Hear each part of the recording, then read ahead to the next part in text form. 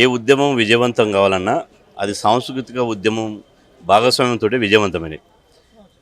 గతంలో తెలంగాణ ఉద్యమం కావచ్చు, నక్సల్బరీ ఉద్యమం కావచ్చు, తెలంగాణ రైతాంగ సాయుధ పోరాట ఉద్యమం కావచ్చు, ఒక్క తెలంగాణే కాదు ప్రపంచం నుంచి మొదలుకుంటే భారతదేశంలో కూడా ఏ ఉద్యమం అయినా కూడా కవులు, కళాకారులు, రచయితలు, గాయకులు వాళ్ళ పెన్ను ద్వారా ఈ సమాజాన్ని చైతన్యం చేసేటువంటి, అదేవిధంగా సమాజాన్ని రాజకీయ చైతన్యం చేసేటువంటి ఈ కళాకారులే ముఖ్య పాత్ర పోషించారు.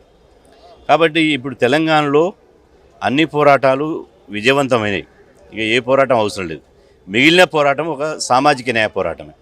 ఈ సామాజిక న్యాయ పోరాటంలో బీసీలకే ఇలా మెజార్టీ వాటా దక్కాలి.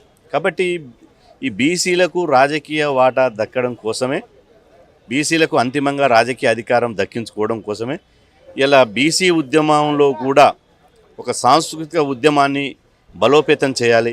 సాంస్కృతిక ఉద్యమం ద్వారా బీసీ భావజాల వ్యాప్తిని ప్రతి పల్లెకు, ప్రతి గల్లీకి తీసుకుపోవాలనే ఉద్దేశంతో ఈరోజు ఈ సమావేశం ఏర్పాటు చేయడం జరిగింది.